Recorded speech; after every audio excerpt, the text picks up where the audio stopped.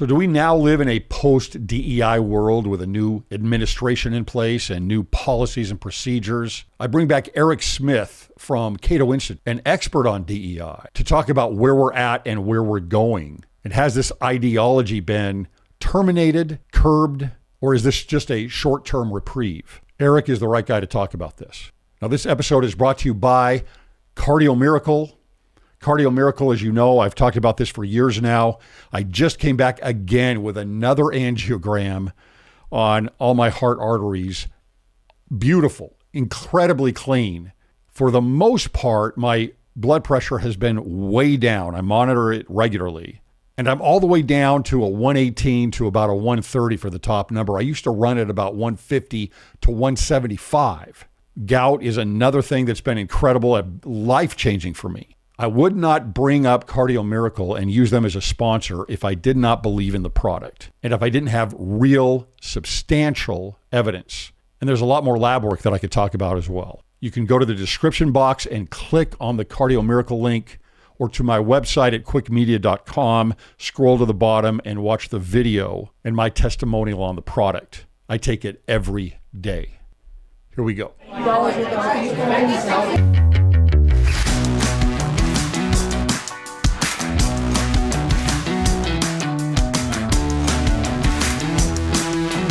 All right, welcome to Cwic Show. My name is Greg Mattson, and I am your host. In this episode, we bring back Erec Smith, a research fellow at the Cato Institute. Erec, how are you doing?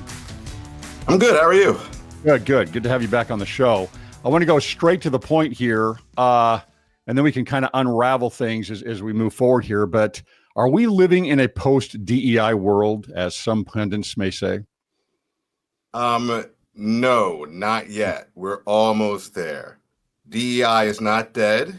It is on hospice care, which is to say it will be gone soon, in my opinion. And the reason why it's not dead yet is because there are a lot of people out there who are still holding on to things, still trying to do things in a stealthy manner, renaming certain things to hide the fact that they're still doing, critical social justice-based DEI, things like that. But I think, it's not just about Trump's executive orders. It's about other people waking up and coming out of the woodwork, realizing that it's safe to say how much they disagree with DEI, a lot of the initiatives and things like that. So it's not just a Trump administration movement. It's starting to be a people movement. Academics, activists, things like that. So as those voices grow, DEI will shrink. Okay, it's interesting because back when you and I were earlier starting in this and speaking against this, that was the issue. I mean, there was hardly anyone speaking out against this because of two things. One, you're kind of like when there's a shift in thinking like this in the culture, you start to think, well, is there some value in this? Is this right? Because there seems to be more and more people grabbing onto these ideas and these phrases and this terminology. And then you start to see, okay, well, anybody who does speak up against it is basically harassed. I mean, you are shamed, harassed, fired, whatever it might be. And so everyone really backs off, like, what's going on here? What is happening? Another one is you send your kids off to college, and then all of a sudden they come back for Thanksgiving dinner, and you're like, who is this person? What is going on? What is happening? And that point, earlier on when we were coming out a little bit more, for me, I was back in about 2012. And it's like, what in the world is happening here? But you got to go out and speak against this. What has your experience been with kind of moving through that evolution and changing? Because you used to be a DEI counselor, basically, right? Yes, a very long time ago, I was a DEI officer. And even when I stopped being one, I would chair a diversity committee here and there or something like that. And not a lot of people were speaking up in the last few years, right? And now that DEI seems to be down for the count, a lot of people are speaking up. Now, my personal opinion, too little, too late. In a lot of situations. But that's not actually accurate. It's not too late. Like I said earlier, the more voices come out against it, the more we can ensure its death. or the death of this iteration, this illiberal iteration of DEI. Anyway, it just burns me up a little bit that a lot of people are now speaking up when it's relatively safe. Inside Higher Ed just put out an article last week with this author. I won't say his name, but he's basically like, maybe this DEI thing isn't a good idea. Maybe land acknowledgements aren't what they seem to be. And I'm like, okay, where was this article in 2022? Yeah. Now it's out. I don't think we should forgive for sure. We need to forgive to move on. Forgiveness is imperative, but we shouldn't forget. Yes. Accountability is very important here. In fact, we should have a conversation as publicly as possible about what happened, why did it happen, and all these people who have a change of heart all of a sudden can, chime in and tell us what happened and why. I think we need that closure.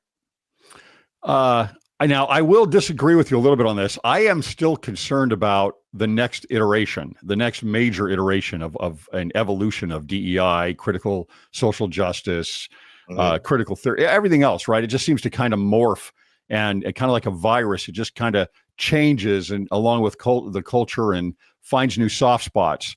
I'm concerned about this idea of, okay, there is such a strong backlash right now that things are changing immensely. Large corporations are getting rid of their DEI offices and even academia, right? You've got certain universities that are getting rid of these things and their practices and their policies with DEI, major universities.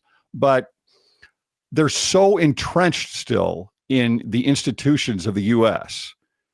I just wonder, unless that is somehow gutted, my concern is that when, there's someone else in office, because that kind of seems to be really driving things right now, that there's kind of going to be a feeling of like, never again. We are never again going to be in a position where there's this much pushback on critical social justice. Does that make sense to you at all? Does that?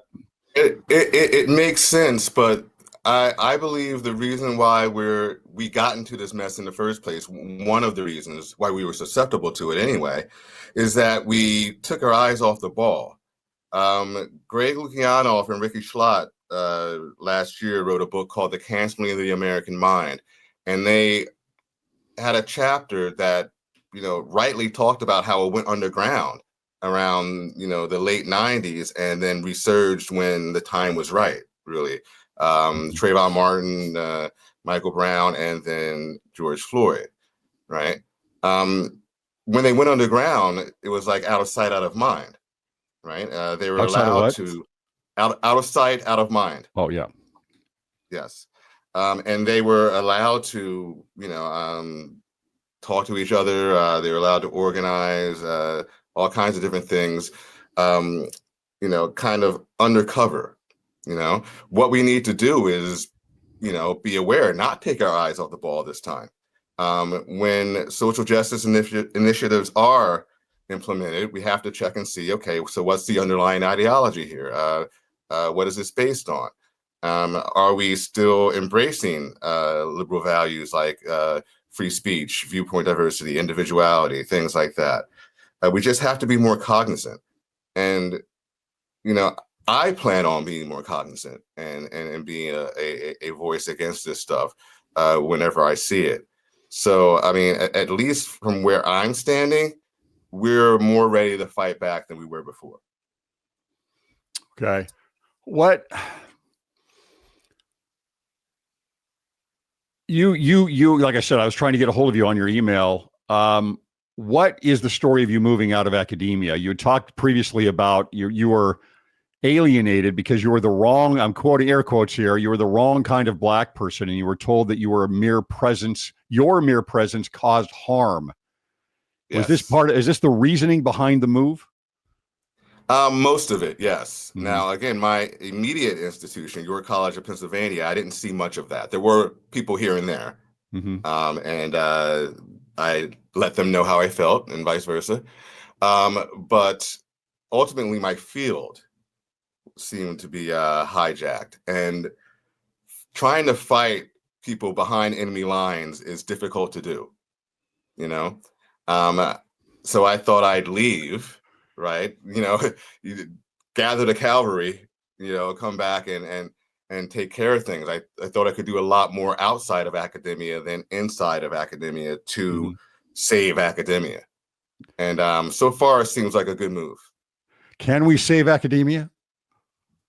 Somehow, just little bit of context here. I actually, one phrase that I use all the time is basically, you and I both have adopted the term of critical social justice, but that to me is the faith. The religion is rooted in academia.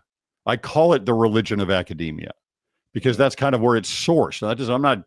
It's not a broad brush saying that academia is, evil or bad. I think there's so much good that comes out of, the academy, but that is where it is sourced, and it is infiltrated. Can we change it? I think we can change it if we, again, don't take our eyes off the ball and we strike while the iron is hot. And the iron's going to be hot for another 3.5 years, with the Trump administration so adamantly going against this stuff, right? I think we need to be very loud about what exactly is problematic. I'm trying to organize right now an event talking about these things, explaining, exactly what is wrong with diversity, equity, and inclusion as it manifests nowadays, not those actual words and their real meanings, right? But what they mean, in the context of DEI in academia. And I think if we can just let as many people know exactly what's going on, right, that social pressure can do something to some degree. Now, you're right. Academia, to a large extent, was kind of already there with a lot of critical theory, postmodern theory, things like that. There was a dedication to counter-hegemonic stances, right, pushing back against the mainstream. To the point where sometimes it seemed like they were doing that for its own sake, push back against the mainstream.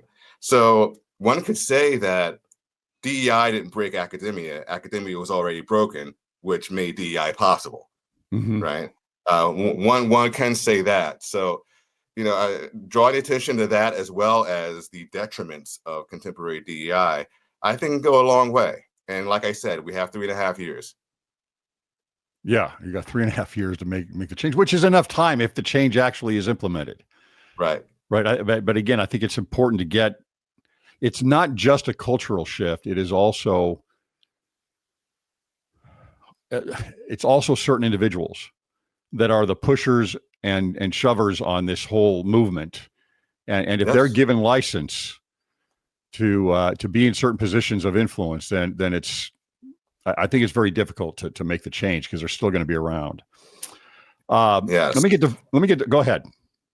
Well, I'm going to be around too. Yeah, you're going to be around too. That's right. All right. I want to get to victimhood a little bit. Do you believe that the emphasizing of personal agency, right, can inadvertently ignore, let's call it systematic barriers? I'll use that term, systematic barriers, right? Is it necessary to have a correction on the current culture of victimhood? Definitely. People have more power than they realize. And, the concept of free association is part of the First Amendment for a reason, right? We are allowed to get together and create organizations to promote something or to push back on something. And we can promote upward mobility on our own. I had a conversation with Kendall Qualls the other day, a co-founder of an organization called Take Charge, which is trying to revise education and entrepreneurship and show people within Black communities that they do have the power to make a difference in their lives. They don't need to wait for the government to come and save them or something like that. Qualls is a candidate for the governor of Minnesota right now, and he's running on that platform. Family, education, religion. If we right those ships, then we could help the Black community and by extension, everyone else, right? A high tide lifts all boats, so they say. Now, I'm going to ask, is he running Republican or Democrat? Republican. Republican. Black Republican, yes. Yeah. So that is such the opposite message of what has been given in the last several decades. I mean, since probably the 40s. Right. This is that. So we've got a 60-year, 80-year push, to me, right. that I see of victimhood in the Black community. Yes, and that's for certain. And here's the thing. People in the Black community don't all identify as victims. In fact, there's a lot of conservatism in the Black community. Black people have voted Democrat for so long out of a sense of obligation and group consciousness, right? What's often called strategic essentialism. We need to band together, regardless of our political ideologies, right? And to protect the group, and better ensure our upward mobility. People are starting to wake up and test the waters outside of the Democratic Party right now. And there seems to be more room for political diversity. In fact, we've seen a surge in not just Black Republican voters, but Black Republican politicians. Mm-hmm. A lot of people are running for governor or some kind of state position right now who are Black Republicans. And they have a lot in common, that family, that religion thing. Many of them are vets, which goes a long way with a lot of Americans, mm-hmm. right? So there seems to be this surge of Black Republicanism going on right now. Well, and it's been so long, it almost seems like being a Black Democrat or being a Democrat for a Black individual is not only assumed and maybe expected, but it's part of the Black community identity. It's almost part of an identity, or has been. Right. Yeah. Nicole Hannah-Jones might call this political Blackness, right? Mm-hmm. It's part of that identity is, being, not just left or center, but far left, right? But as I said earlier, there's a lot more political diversity in among Black Americans than mainstream media will let you know, right? Right. And that diversity is, people feel safe, exposing that diversity and testing out other political waters, right? And right now it's the Republican Party and conservative, viewpoints and things like that. But I mean, now that people are more open-minded, how about classical libertarian virtues and things like that? I think this is a ripe time to introduce different political ideologies in Black America and see what happens. Do you think that, oh, by the way, comes to mind here, remembering that Clinton was the first Black president. Yeah. Right. Again, it's a political, it's not color of your skin. It's this political Blackness or this political whiteness, right? Yeah. That has been kind of pushed. It's really interesting stuff. But do you believe that, going back to victimhood, does victimhood remove agency? Well, yes. I mean, here's the thing. It's one thing to be a victim. It's another thing to identify as a victim, right? You can be victimized. That happens all the time, right?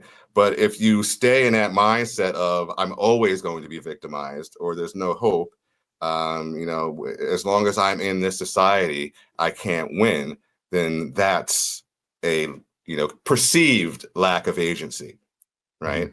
Some people call it learned helplessness. I want people to unlearn that helplessness and learn agency. Yeah, I like the term. I like the dichotomy there between victimhood and agency. I think that's great. Has DEI marginalized the dissenting Black voices out there? Dissenting toward what? Okay, dissenting from what has been perceived as Blackness. Dissenting from a political point of view and an identity of Democrat, liberal, leftist, Black, right? If you're dissenting from that, has DEI, in a sense, marginalized Black individuals and marginalized and when I say marginalized, has it put them into more of a position of victimhood? If you are practicing the philosophy of DEI and critical social justice. Well, I was marginalized by people practicing DEI and critical social justice, to a large degree. That said, I wasn't victimized. They were hoping I'd be victimized. They were hoping I'd cower and shut up, and I did the complete opposite, right? So, the difference may be that when we're pushed out, we're not just gonna, sit down and embrace that identity of the pushed out, right?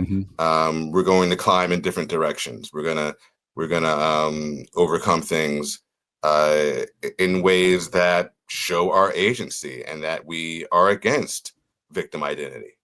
What do you think has caused this demographic shift? I mean, even back in 2016, you had Trump bringing on many more of the black votes in the U.S.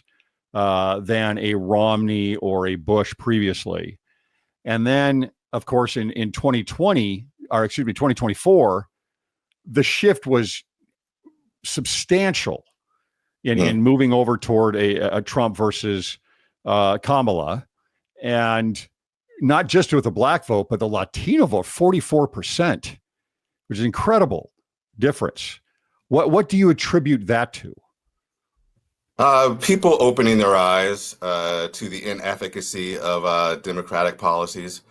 People opening their eyes to the fact that, a lot of these downtrodden cities full of blight, riots, a upsurge of crime, they're all run by Democrats, some black Democrats, right? People are looking at that. They're looking at the price of eggs and things like that. And they're starting to say, wait a minute, maybe there's another way of going about doing this. And for a lot of people, Trump speaks to them. Or let me put it this way. They see Trump as not speaking to the, usual suspects, the elite, in the world, right? The people who are already well off and don't really need his help. He seems like a beacon of hope for a lot of people, including black people. So, if voting for this person for all these years hasn't worked, let's try something new. And I think that's a big part of what's happening. Now, Erec, let's go to your field a little bit here, more precisely. You've been a professor of rhetoric. How does the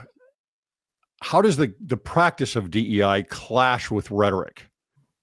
How does it clash with rhetoric? Well, it doesn't. I mean, my main answer is one, that's a pet peeve of mine. And it's the idea that rhetoric is about audience consideration. Aristotle defined it as the ability to discern in any given situation the available means of persuasion, which means that you understand what your audience understands, their values, their attitudes and beliefs, and you speak accordingly, right? Not so much to manipulate or pander, but to make sure they understand what you're talking about.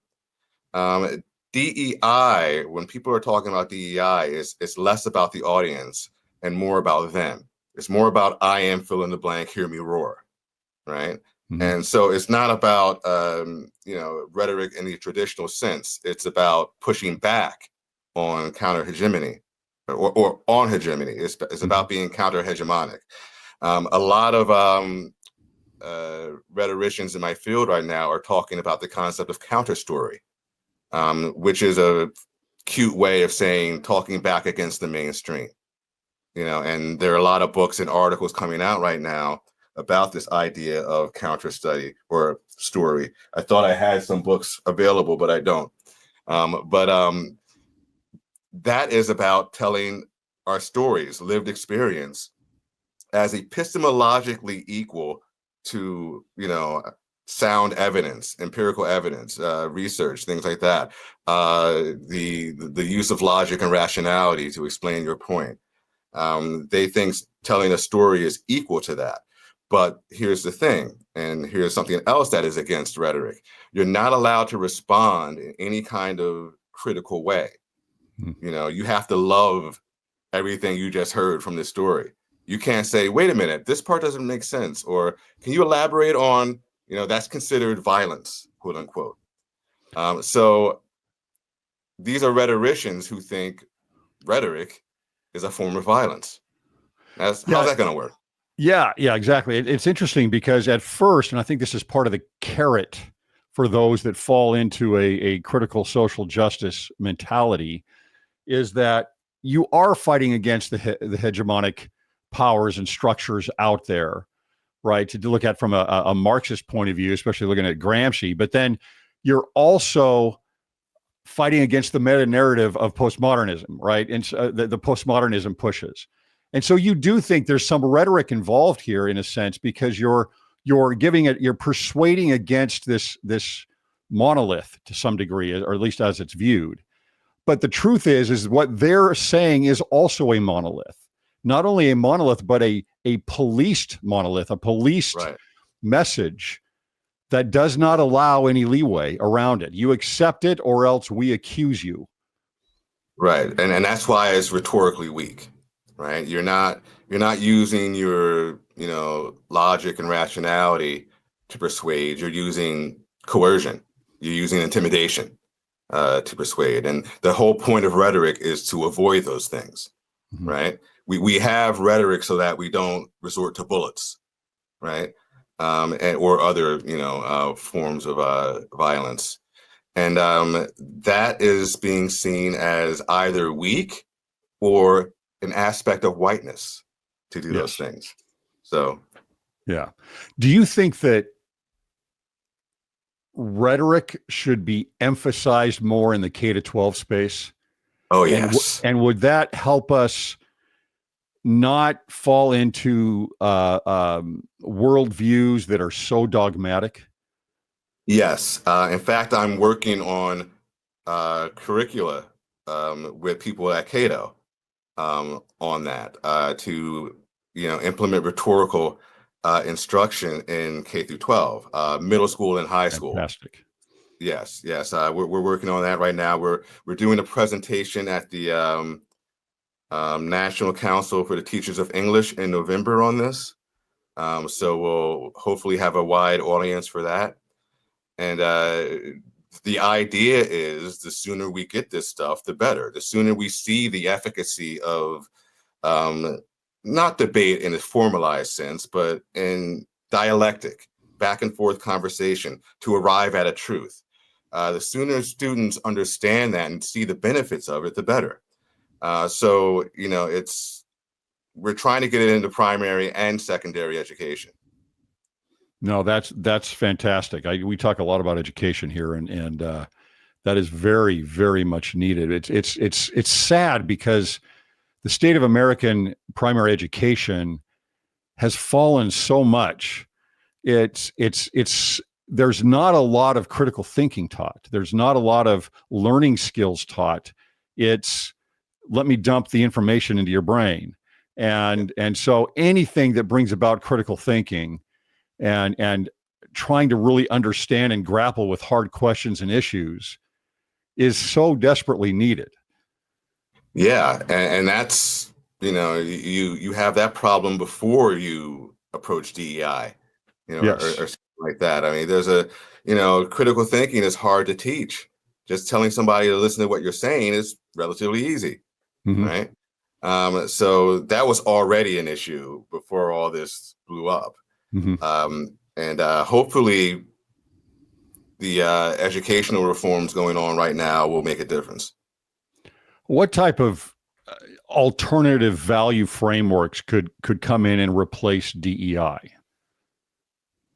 Well, when I was a DEI officer, I focused on, letting people know about different viewpoints from different cultural stances and things like that, and celebrating different cultures.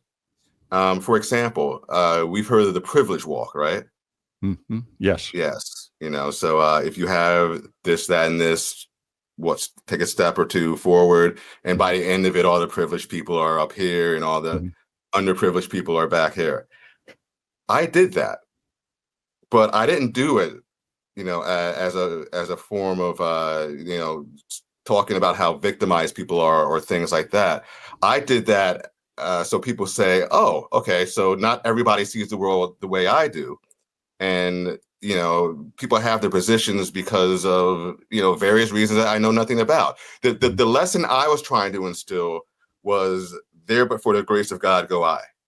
That's what I was trying to do. I wasn't trying to shame anybody when I did that. It became a tool of that later on, long after I stopped doing it, actually. But yeah, I mean, it's part of me thinks that we may not even need an explicit DEI program or office, right? As long as we embrace certain things like viewpoint diversity and the sovereignty of the individual, and we instill an appreciation for agency, personal agency, and things like that. I think those things can take care of a lot themselves. So I'm not even sure we need DEI in any way. What about an office of viewpoint diversity? Well, you would. The entire college is supposed to be viewpoint diversity. Sure, college of but it's not. Yeah, but it's not. So to say to reduce it to an office is also a loss. Okay. So I want to get it back into the, I want to make it a salient part of education again. Yeah. Okay. Now I'll put you on the spot here a little bit, but maybe you've thought about this before. The words diversity, equity, and inclusion. Have you ever thought about other words that would replace those words? And no, they don't mean what they say. No, yeah, they've been tarnished. We need to put them to rest for a couple of decades, I think, and do something else. And I mean, even the word justice, Yes. I mean, and that shouldn't be a bad word, but that also has, negative connotations right now. So I don't know what terms to replace it with. In fact, I mean, that actually bolsters my previous point that maybe we don't need this stuff. We can't even find an alternative name. Maybe we should just move on and embrace some classical liberal values like free speech and viewpoint diversity and sovereignty of the individual. Well, I hope we move on to that. Yes. I'm concerned that we won't, but that is the ideal, no question. The universities have received so much attention. I mean, you look at what's going on at Columbia, you look at Harvard in different ways, but the level of trust in any institution now in the United States has dropped severely, but especially in the academy. What can the schools, the secondary schools, the universities do to foster and gain back trust? Well, first of all, let me say this. I'm glad trust has fallen in the university. Something had to happen. Something needed to crash and burn so that we can rebuild something worthwhile. What colleges can do is be outward facing with their explanations and who they are and what they are, and be transparent with who they are and what they are. Columbia can, have town halls or op-eds or things like that saying, here's what we are now, here's what we do, here's what was happening. We've remedied that. They have to be honest about that and transparent. Here's what was happening. We've remedied that. And now we're doing this. Right. I think that has to be explicit. I think everything has to be outward facing right now. A lot of academics are used to speaking to other academics. Right. We write for other academics. It's a silo. Yes, it's a silo. We got to stop that. We have to write and speak for the public now. And that has to happen yesterday. Yeah, because that is a type of what's the word I'm looking for? I'll say nepotism, but that's not really what it is. It's an inbred type of